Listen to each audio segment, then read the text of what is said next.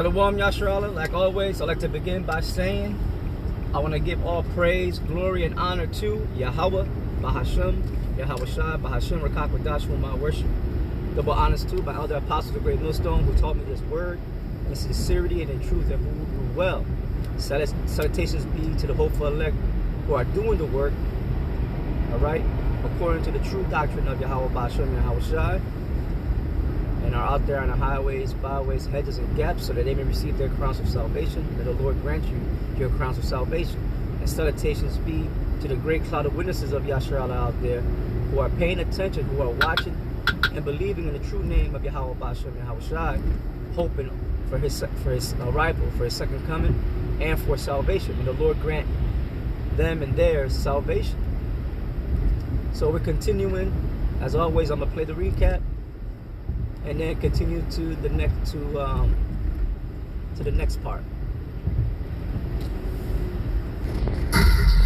For thy voice might fulfill the 3 weeks which he told me, and in the 8th night was my heart vexed within me again, and I began to speak before the Most High, for my spirit was... Yeah, that's what you're supposed to do when you're vexed. Speak to Yahweh Bahashem Yahweh Shai, and he'll lead you in the way that you are to go. So that's the end of that. We're going to stop right there. Second ESDRAS, the second... Yeah, we... Fear not, and hasten not with the times that are past, to think vain things, that thou mayest not hasten from the latter times. And it came to pass after this, that I wept again, and fasted 7 days in like manner, that I might fulfill the 3 weeks which he told me. And in the 8th night was my heart vexed within me again, and I began to speak before the Most High, for my spirit was... Yeah, that's what you're supposed to do when you're vexed. Speak to Yahweh Bahashem Yahweh Shai, and he'll lead you in the way that you are to go. So that's the end of that. We're gonna stop right there. Second ESDRAS, the second ESDRAS 6th chapter, and we're gonna pick up at the 36th verse in the next part. All right, Shalom.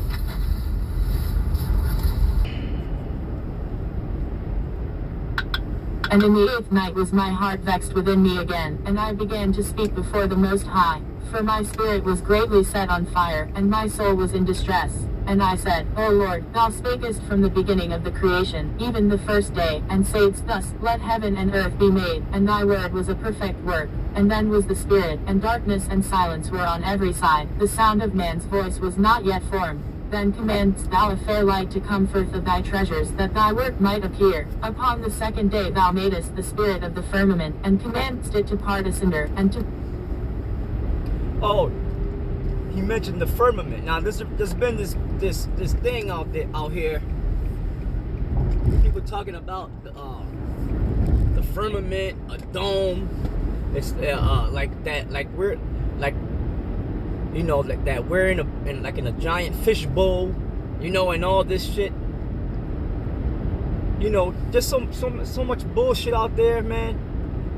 You know, floating around, and then you got Israelites believing in it, like the whole flat earth shit, which is complete bullshit and nonsense. Here it is. You see the moon is round. You see the sun is round, right? But the earth is flat. Come on, that's complete bullshit. No, what's flat is your brains, man. You know? There's no knowledge in it. You're dead. All right, and here it is. The Most High has the teacher set up that you could go to learn from, but you refuse because you're rebellious. So you wax worse and worse into believing in vain philosophy and shit, and believing in things that they don't do you no good, right? Believing in all that bullshit separates you from the Most High. Okay, and keeps you away from his salvation, man. All right, these are wayward doctrines set up by wayward people, man. They are backwards and demonic and wicked and rebellious. So the firmament is what they call the ozone layer, man. The Most High had to create that. It's a layer that protects us from the radiation of the sun. If not, everything down here would die and be burnt up, man, because of the heat and the radiation that the sun gives out. That's all it is. And and made it so that we're able to breathe down here. We're able to live with these bodies that the Lord created. That's all it is, man. People are a bunch of assholes out there. Upon the second day thou madest the spirit of the firmament, and commandest it to part asunder, and to make a division betwixt the waters, that the one part might go. See? He made it to divide space, what we call outer space, from what we call our atmosphere, our skies, the inner space, so to speak. He made it so that we are able, every living thing down here is able to breathe, you know?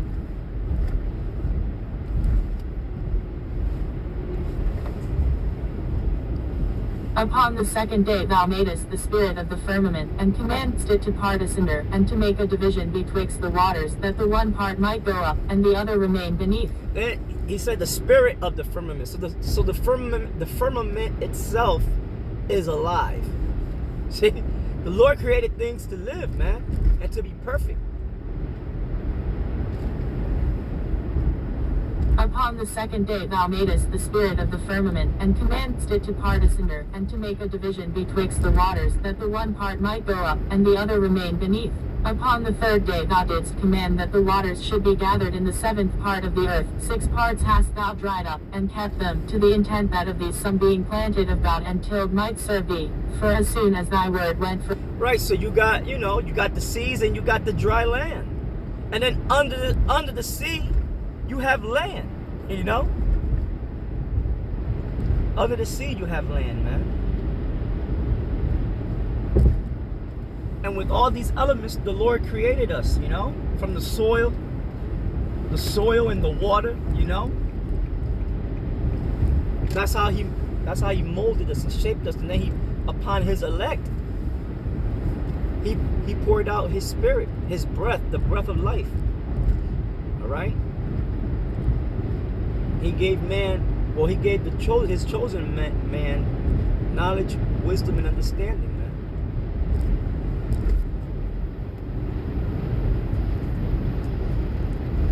For as soon as thy word went forth, the work was made. For immediately there was great and innumerable fruit, and many and divers pleasures for the taste, and flowers of unchangeable colour, and otters of wonderful smell. And this was done the third day. Upon the fourth day thou commandest that the sun should shine, and the moon give her light, and the stars should be in order, and gavest them a charge to do service unto man, that was to be made. Upon the fifth day thou saidst unto the seventh part, where the waters were gathered, that it should bring forth living creatures, fowls and fishes, and so it came to pass. For the dumb water and without life brought forth living things at the commandment of God, that all people might praise thy wondrous works. Then didst thou ordain 2 living creatures, the one thou calledst Enoch, and the other Leviathan, and didst separate the one from the other. So he created Enoch, all right, which is man, and Leviathan, which is the sea monster or dinosaurs, together. And he separated one from the other, okay? And did separate the one from the other, for the seventh part, namely, where the water was gathered. Salakia. So he separated one for the land, right, which is man, and the other for the water, which is Leviathan, the sea monsters, right? And did separate the one from the other, for the seventh part, namely, where the water was gathered together, might not hold them both. Unto Enoch thou gavest one part, which was dried up the third day, that he should dwell in the same part, wherein are 1,000 hills. But unto Leviathan thou gavest the seventh part, namely, the moist, and hast kept him to be devoured of whom thou wilt, and when. Upon the 6th day thou gavest commandment unto the earth, that before thee it should bring forth beasts, cattle, and creeping things. And after these, Adam also, whom thou madest Lord of all thy creatures, of him come we all, and the people also whom thou hast chosen. All this have I spoken before thee, O Lord, because thou... and the people whom thou hast chosen from the beginning. Right? The Adamites.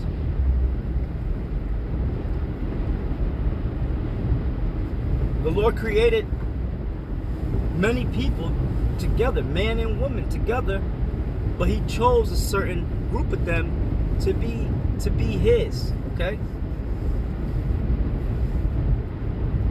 The children of the Most High, right? Or the so-called children of God, right? Not so-called, children of God. That's how you would read it verbatim. Children of the Most High. And then you had the children of the wicked one. Today, that will represent the Edomites. And then you had the children of men, which that represent the other nations. All right, you always had that from the beginning. All this have I spoken before thee, O Lord, because thou madest the world for our sakes. As for the other people, which also come of Adam, thou hast said that they are nothing, but be like unto spittle, and hast likened the abundance of them unto a drop that falleth from a vessel. And now, O Lord, behold, these heathen, which have ever been reputed as nothing, have begun to be lords over us, and to devour us. But we thy people, whom thou hast called thy firstborn, thy only begotten, and thy fervent lover, are given into their hands. If the world now be made for our sakes, why do we not possess an inheritance with the world? How long shall this endure? 2 Esdras chapter 7. And when I had made an end of speaking these words, there was sent unto me the angel which had been sent unto me the nights afore. And he said unto me, Up, Esdras, and hear the words that I am come to tell thee. And I said, Speak on, my God. Then said he unto me, The sea is set in a wide place, that it might be deep and great. But put the case the entrance were narrow, and like a river. Who then could go into the sea to look upon it, and to rule it? Yeah, you know, because this is the angel just, you know, breaking down to Esdras some of the mysteries of the Most High, you know, and certain of the things that he wanted to know. Like I said before in the previous parts, Esdras was very curious to know the mysteries of the Lord and why Israel was being reigned, why the Most High put the nations over Israel and kept them in that state, and you know, and all that. And the angel was like, look, you know, pretty much, look, the Lord does what he wants to do, and who are you to say what he can and cannot do, you know? But Ezra's soul was vexed. As you can see, in this time, man, our souls are vexed. Coming into the faith and knowing the truth, man, that we are the children of the Most High, but you still gotta be around these devils. You gotta do business around these heathens, man. It vexes your soul. And then you got 2/3 of our own people that vex your soul, man. That do outright wickedness, man. On a daily basis. You gotta put up with that shit. You know what I'm saying? So all that vexes your soul, man. And you inquire of the Lord, like, Lord, you know, why, you know, how long is this gonna how long do we gotta endure this, and when are the wicked gonna be put down, you know? We inquire this of the Lord, you know? Who then could go into the sea to look upon it, and to rule it? If he went not through the narrow, how could he come into the broad? There is also another thing. A city is builded, and set upon a broad field, and is full of all good things. The entrance thereof is narrow, and is set in a dangerous place to fall, like as... Yeah, the way to the kingdom is set on a narrow place where only one can go at a time, man. You know? I believe there's a scripture that says fire on one side, water on the other, you know? The entrance thereof is narrow, and is set in a dangerous place to fall, like as if there were a fire on the right hand, and on the left a deep water, and one only path. Yeah, and that's the way of being in this truth, man.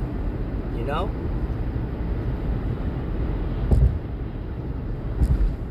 You know, enter ye in at the straight gate.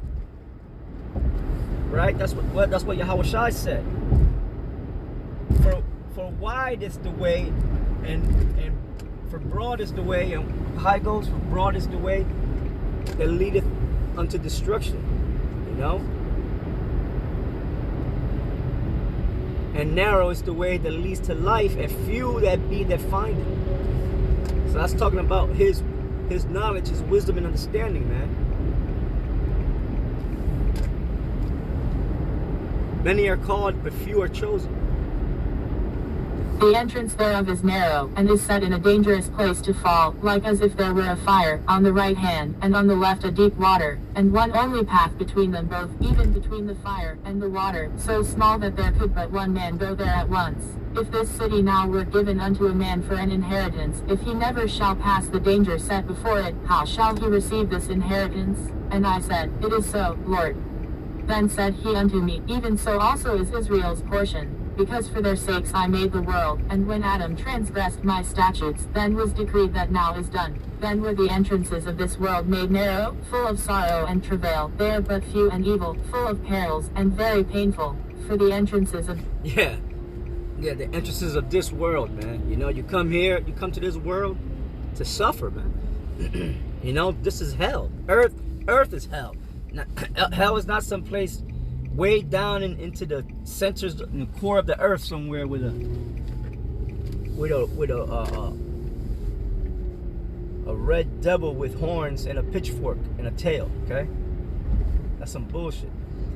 Heaven and hell are conditions played out on earth. Right now, Esau is in heaven, in his heaven, and he will soon be casted down unto hell. So with that, we're gonna stop there. Next part, we're gonna pick up 2nd Esdras, the 7th chapter, and the 13th verse. Shalom.